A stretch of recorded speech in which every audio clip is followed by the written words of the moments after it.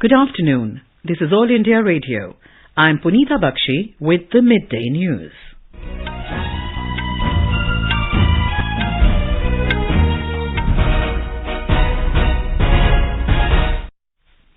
The headlines.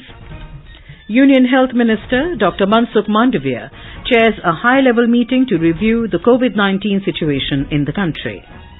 Ministry of Information and Broadcasting directs YouTube to take down the 3 channels Aaj Tak Live, News Headlines and Sarkari Updates for spreading fake news in the country. 650 Eklavya schools opened across the country to provide quality education to tribal students, says Education Minister Dharmendra Pradhan. Mobile phone exports double up as compared to previous years. Garners revenue worth 40,000 crore rupees.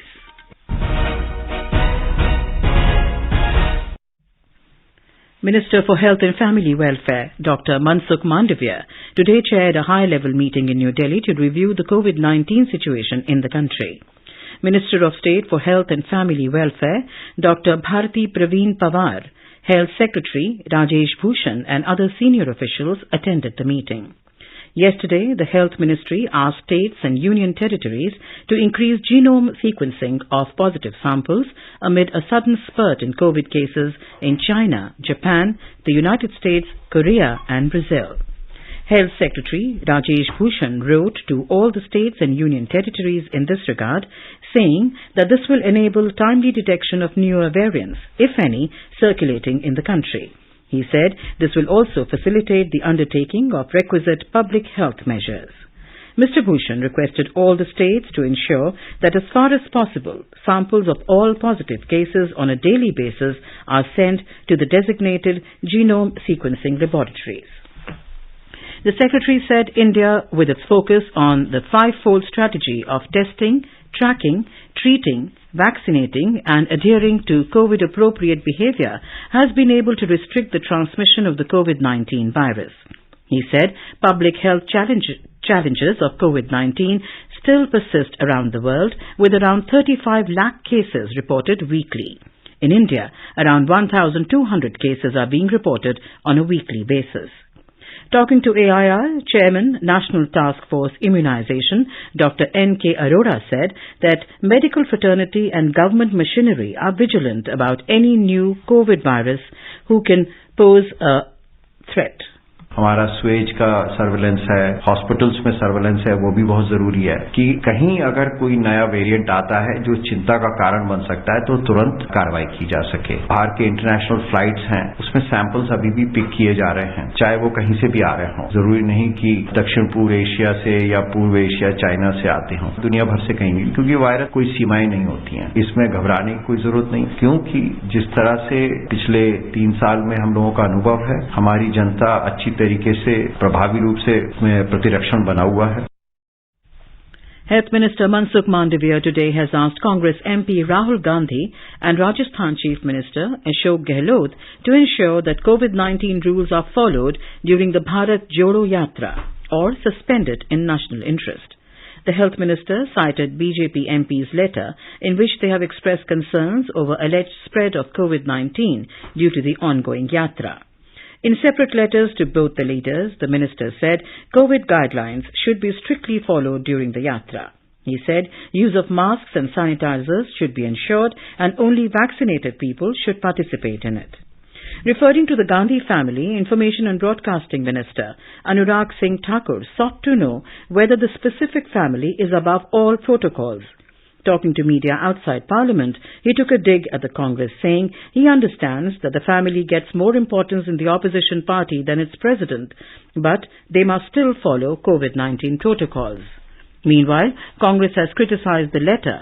Talking to media outside Parliament, party leader Adhir Ranjan Chaudhary said Mr. Mandavia may not like Rahul Gandhi's Bharat Jodo Yatra, but people are liking it. Ministry of Information and Broadcasting has directed YouTube to take down the 3 channels Aaj Tak Live, News Headlines and Sarkari Updates for spreading fake news in the country. Sources said the action was taken as the channels were declared peddlers of fake news by the Fact Check Unit of Press Information Bureau yesterday. In a statement, the PIB fact-check unit had said that these YouTube channels were spreading false and sensational claims about the Prime Minister of India, the Election Commission of India, the Supreme Court and the Chief Justice of India, and other government schemes. In the last 1 year, the Ministry of Information and Broadcasting has banned over 100 YouTube channels for spreading fake news. The National Health Authority, under its flagship scheme, Ayushman Bharat Digital Mission, is facilitating faster OPD registration service for patients in hospitals through Scan and Share service. More than 1 lakh patients have availed the benefit using this service. The Ministry of Health and Family Welfare said the service, which was piloted from a single hospital in New Delhi in October this year, has now been adopted in over 200 health facilities across 18 states in the country. It said the states of Karnataka, Delhi, Uttar Pradesh are among the leading states which are using this facility for providing better service delivery to patients. Domestic coal production in the country is expected to grow by 6 to 7% annually in the next few years to reach about 1.5 billion tons in 2029-2030. In a written reply in Lok Sabha, Minister of Coal and Mines Prahlad Joshi said the government has initiated several steps to ramp up domestic coal production in the country in order to achieve self-reliance. The government is implementing the National Food Security Mission NFSM Nutri-Cereals program in 212 districts of 14 states to increase millets production. In a written reply in the Lok Sabha, Rural Development Minister of State Sadhvi Niranjan Jyoti said that the government has set a target of 205 lakh tons of Nutri-Cereals to the states and union territories. Minister of Education Dharmendra Pradhan has said the government has taken several initiatives for the development of tribal communities in the country in the last 8 years.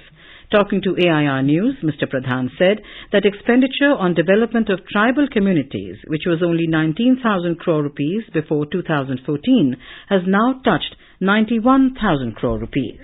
Eklavya विद्यालय योजना को अगर मैं एक उदाहरण आपके सामने रखूं, भारत सरकार 29,000 करोड़ रुपया खर्चा करके 650 स्कूल्स बना रहे हैं। वनधन विकास योजना, स्फूर्ति योजना, स्टैंड अप योजना जैसे रोजगार स्वरोजगार बढ़ाने की कार्यक्रम के माध्यम से रोजगारी बढ़ाया जा रहा है। ट्राइबल म्यूजियम बनाए जा रहे हैं। ट्राइबल फ्रीडम फाइटर्स का सम्मान बढ़ाया जा रहा है। बिरसा मुंडा जी की जन्मदिन को आदिवासी गौरव दिवस करके मनाया जा रहा है। Talking about the benefits of National Education Policy 2020, Mr. Pradhan said the new policy will benefit the tribal communities as there is also a focus on imparting education in mother tongue and local language. The Education Minister also informed that the year 2023 has been declared as the International Year of Millets and the tribals will benefit a lot from these products. This is All India Radio giving you the news.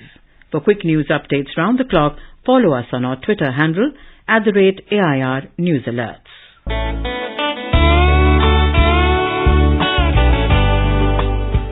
Northeast Diary program broadcast every Thursday and Sunday at 5:30 p.m. brings very interesting and enchanting stories from the 8 Indian states of Northeast India. In this week's Northeast Diary on 22nd of December, we bring an interesting interaction on corporal punishment and cyberbullying conducted by UNICEF, Way Foundation and NSS. Looking forward to seeing you there.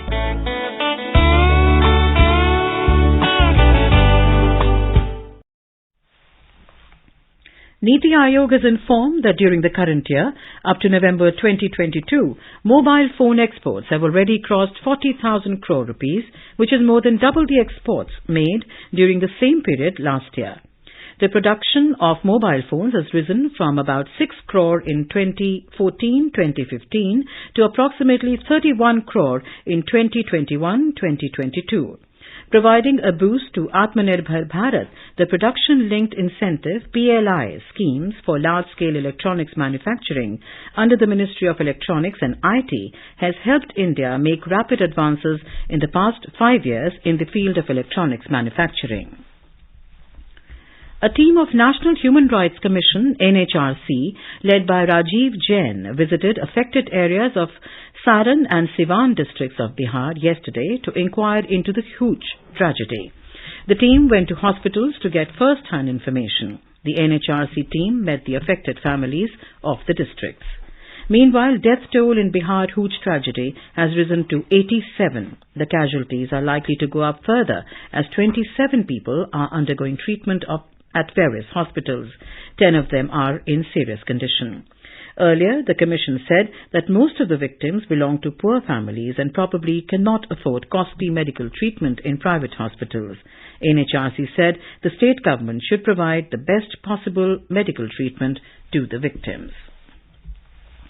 India Meteorological Department, IMD, has issued dense fog and cold wave alerts for North India till Saturday. IMD said dense fog is likely to continue in several states, including Delhi, during the next few days, while cold wave conditions are expected over Himachal Pradesh, Punjab, Haryana and North Rajasthan during the next 4 days. Met Office has issued a red alert for today for Punjab, Haryana, Delhi and Western UP for low visibility due to dense fog.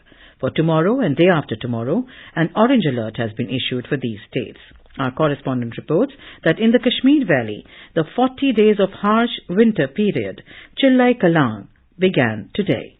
The Chillai Kalan is the 40-day period of harsh winter which begins on December 21st and ends on January 31st next year. During the period, the weather in Kashmir continues to remain dry and cold, with minimum temperatures hovering below the freezing point. As per a meteorological center, Srinagar, the capital city, recorded the coldest night of the season at -4.2 degrees Celsius on the intervening night of Tuesday and Wednesday. Pahalgam in South Kashmir also recorded coldest night of the season at -6.2 degrees Celsius, while as Gulmarg, a famous ski resort, recorded a low of -4.6 degrees Celsius. This is Sunil Kohl for AR News from Srinagar. Meanwhile, due to a major stone slide on Jammu-Srinagar National Highway, vehicular movement has been suspended today. Uttar Pradesh State Road Transport Corporation UPSRTC has decided to not operate its buses between 8 p.m. and 8 a.m. on fog-affected routes till the 15th of January. The decision has been taken due to the rise in fog-related accidents. Local UPSRTC officials will, however, have the flexibility to allow bus operations in the night if there is no fog on a particular night, but will ensure that buses stop midway at the nearest bus station, dhaba, police station, petrol pump and toll plaza, etc. as soon as dense fog sets in, and they move on only after the fog thins out. The corporation has also closed online booking of its buses for a month. The Sensex and the Nifty witnessed losses of around 1% in afternoon trade. Index of top 30 companies Sensex was at 61,100, plunging 602 points.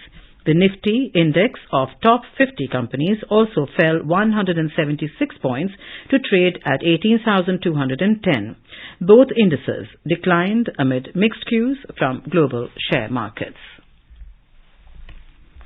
Prime Minister and Nepali Congress President Sher Bahadur Deoba has been elected as the Parliamentary Party leader. In the National Congress Parliamentary Party leader election, Sher Bahadur Deoba defeated Gagan Thapa with 39 votes difference.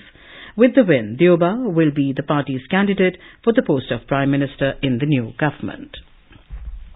Taliban authorities have ordered a nationwide ban on university education for females in Afghanistan. A spokesman for Afghan Education Ministry said the decision was taken at a cabinet meeting and the order will go into effect immediately. The ban on higher education comes less than 3 months after thousands of girls and women appeared for university entrance exams across the country. US and British envoys to the United Nations in New York condemned the move. And now, before we end the bulletin, the headlines once again.